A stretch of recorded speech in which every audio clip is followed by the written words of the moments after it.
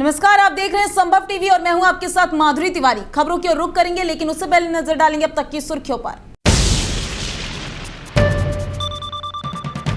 Kyiv में दाखिल हुई रूसी सेना, यूक्रेनी राष्ट्रपति का दावा 4 दिन में राजधानी पर कब्जा कर सकता है रूस। जम्मू कश्मीर के शोपियां में सुरक्षा बलों और आतंकियों के बीच मुठभेड़, 2 आतंकी ढेर। नेशनल स्टॉक एक्सचेंज में आनंद सुब्रमण्यम को सीबीआई ने किया गिरफ्तार। पूर्व एमडी चित्रा रामकृष्ण का था करीबी सहयोगी।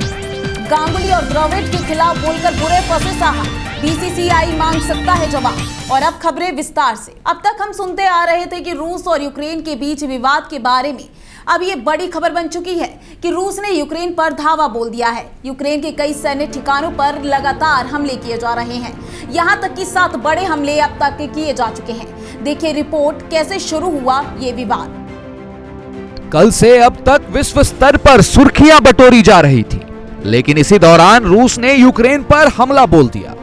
लगातार यूक्रेन के सैन्य ठिकानों पर हमले किए जा रहे हैं। यूक्रेन के एयरपोर्ट्स पर भी कई हमले हुए हैं। बताया जा रहा है कई दिनों से चले आ रहे इस तनाव ने आज हिंसक मोड़ ले लिया। आंकड़ों की माने तो पहले ही दिन सैनिक समेत अब तक 137 मौतें सामने आई है और यूक्रेन के कई शहरों में हवाई हमले जारी हैं। यूक्रेन के दक्षिण पूर्वी इलाके में मिसाइल भी दागे जा रहे हैं। ऐसे में यह जानना जरूरी है कि इस विवाद की जड़ क्या है। तो आइए आपको बताते हैं कि सोवियत संघ के जमाने में कभी मित्र रहे ये प्रांत, तो देश बनने के बाद एक दूसरे के शत्रु कैसे बन गए। यूक्रेन की सीमा पश्चिम में यूरोप और पूर्व में रूस से जुड़ी है। 1991 तक यूक्रेन पूर्ववर्ती सोवियत संघ का हिस्सा था।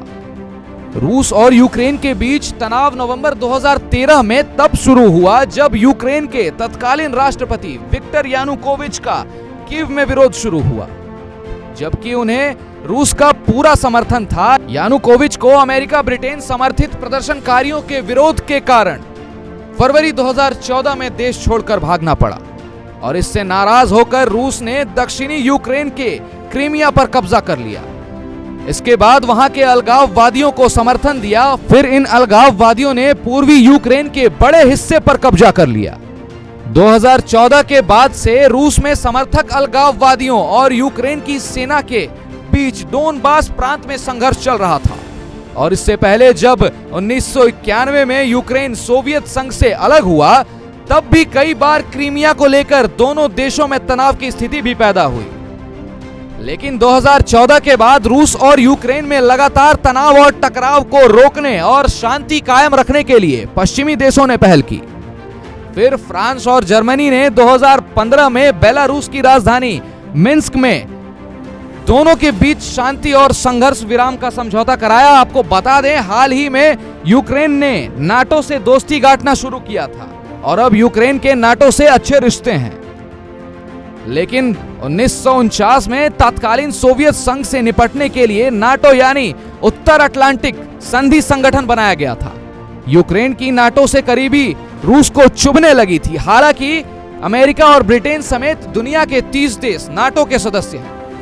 यदि कोई देश किसी तीसरे देश पर हमला करता है तो नाटो के सभी सदस्य एकजुट होकर उसका मुकाबला करते हैं। रूस चाहता है कि नाटो अपना विस्तार ना करे। राष्ट्रपति पुतिन इसी मांग को लेकर यूक्रेन और पश्चिमी देशों पर दबाव डाल रहे थे। आखिरकार रूस ने अमेरिका और अन्य देशों की पाबंदियों की परवाह किए बगैर यूक्रेन पर हमला बोल दिया। अब यदि नाटो ने रूस पर जवाबी कार्रवाई की और यूरोप के अन्य देश इस जंग में कूदे तो तीसरे विश्व युद्ध का खतरा बढ़ जाएगा। और अब बात करते हैं यूपी चुनाव की। उत्तर प्रदेश विधानसभा चुनाव के 5वें चरण के लिए 25 फरवरी को 12 जनपदों की 61 विधानसभा सीटों के लिए चुनाव प्रचार समाप्त हो जाएंगे। इसके साथ ही भारत निर्वाचन आयोग के दिशा निर्देशानुसार 27 फरवरी को मतदान संपन्न कराने के लिए आवश्यक तैयारियों और व्यवस्थाओं के लिए निर्देश दिए गए हैं। 5वें चुनाव में अमेठी, रायबरेली, सुल्तानपुर, चित्रकूट, प्रतापगढ़, कौशाम्बी, प्रयागराज, बाराबंकी, अयोध्या, बहराइच समेत कई अन्य महत्वपूर्ण सीटें हैं। देखिए रिपोर्ट। उत्तर प्रदेश के 7 चरणों में होने वाले चुनाव जैसे जैसे आगे बढ़ रहे हैं, नेताओं के हमले भी एक दूसरे पर तेज हो रहे हैं। 5वें चरण का प्रचार शुक्रवार शाम थम जाएगा। इस चरण में अवध और पूर्वांचल के 12 जिलों की 61 सीटें दांव पर है। इनमें अयोध्या भी शामिल है, जहां राम मंदिर का निर्माण एक अहम मुद्दा है। इस चरण में 693 प्रत्याशी अपनी किस्मत आजमा रहे हैं। अवध और पूर्वांचल के जिन जिलों में 27 फरवरी को मतदान होना है, उनमें अमेठी, अयोध्या, सुल्तानपुर, चित्रकूट, बहराइच, श्रावस्ती, बाराबंकी, प्रतापगढ़, प्रयागराज, कौशाम्बी और गोंडा शामिल है। प्रदेश के इस हिस्से को भाजपा का मजबूत गढ़ माना जाता है। 2017 में भाजपा ने यहाँ की 47 और सहयोगी अपना दल ने 3 सीटें जीती थी। 5 सीटें बसपा, 3 सपा और 1 सीट कांग्रेस के खाते में गई थी। ये बात रही 2017 की, जब भाजपा ने अपना परचम लहराया था। लेकिन इस बार 2022 में किन प्रमुख चेहरों की प्रतिष्ठा लगी है दांव पर, आइए आपको दिखाते हैं।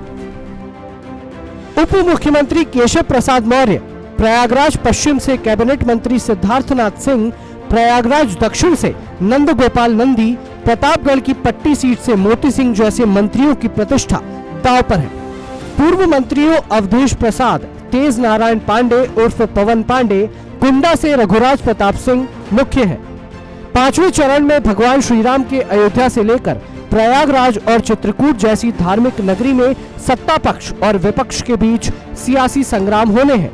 बीजेपी के लिए अपने किले को बचाए रखने की चुनौती है, तो सपा, बसपा और कांग्रेस सत्ता की वापसी इसी चरण में टिकी है।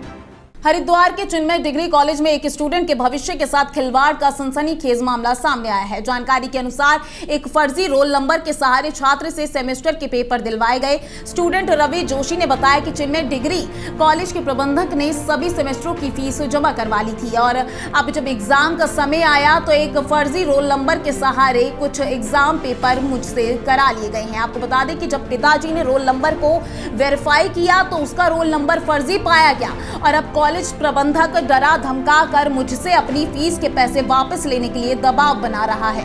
यूनिवर्सिटी के पेपर हुए सारे फर्जी हैं। ये फर्जी रोल नंबर के साथ दिए थे मेरे को इन्होंने, फिर फर्जी रोल नंबर के साथ मैंने सबमिट किए हैं। और अब जो मेरे साथ ये बहुत बड़ा फर्जीवाड़ा रहा, क्योंकि मेरा ना पोर्टल खुल रहा है ना मेरा रिजल्ट आ रहा है। आपको बता दें कि इसकी शिकायत स्टूडेंट रवि जोशी और उसके परिवार ने जिलाधिकारी हरिद्वार से की। मामले की गंभीरता को देखते हुए जिलाधिकारी ने मुख्य शिक्षा अधिकारी को आदेशित कर जांच कराने के आदेश दिए। हरिद्वार से हमारे संवाददाता वैभव पेटवाल की रिपोर्ट। EWS कोटे में इसका एडमिशन दिखाया गया और 26वें छात्र के तौर पर इसको एनरोल किया गया। उससे फीस ली गई, उसके सेमेस्टर एग्जामिनेशन भी कराए गए और यूनिवर्सिटी ने शायद उस 26वें बच्चे को अप्रूवल नहीं दिया, क्योंकि कॉलेज के नाम से अलॉट सीटों की संख्या 25 थी। वो 3 सेमेस्टर तक ये सब करने के बाद आखिरी सेमेस्टर में उन्होंने एग्जामिनेशन लेने से मना कर दिया। जिलाधिकारी को शिकायत की है मैडम ने, जो अभी बच्चे की माँ आई है। DM सर ने मुझे कॉपी किया उसको कि वे इस पर कार्रवाई करें। उसी दिन मैंने कॉलेज से को नोटिस भेजा है कि आप इस पर अपनी आख्या प्रस्तुत करें। उत्तर प्रदेश के बलिया में बिहार एनडीए की गठबंधन वाली विकासशील इंसान पार्टी के राष्ट्रीय अध्यक्ष और बिहार सरकार में मत्स्य और पशुपालन मंत्री मुकेश साहनी ने यूपी में बीजेपी के खिलाफ मोर्चा खोल दिया। उन्होंने सपा, बसपा, कांग्रेस के लिए वोट की अपील की। दरअसल आज वे अपने विकासशील इंसान पार्टी के बलिया नगर से प्रत्याशी जितेंद्र तिवारी के चुनावी प्रचार में जनसभा करने आए थे। इस दौरान मुकेश साहनी ने मीडिया से कहा कि जहां वीआईपी पार्टी के प्रत्याशी चुनाव मैदान में नहीं है, वहां जो पार्टी बीजेपी को हरा सकती है उसे वोट करें। यूपी के बलिया से हमारे संवाददाता सत्येंद्र सिंह की रिपोर्ट। जहाँ हमारे वीआईपी पार्टी के प्रत्याशी लड़ रहे हैं 50-55 जगह, वहाँ पे अपनी पार्टी को लोगों को जिताइए। और जहाँ हम 340 सीट पर नहीं लड़ रहे हैं, वहाँ पे भाजपा को हराइए। वहाँ पे सपा जीते या बसपा जीते या कांग्रेस जो रेस में होगा उनको मदद करके जिताइए। फिलहाल इस बुलेटिन में इतना ही। देश और दुनिया की तमाम खबरों के लिए देखते रहिए संभव टीवी।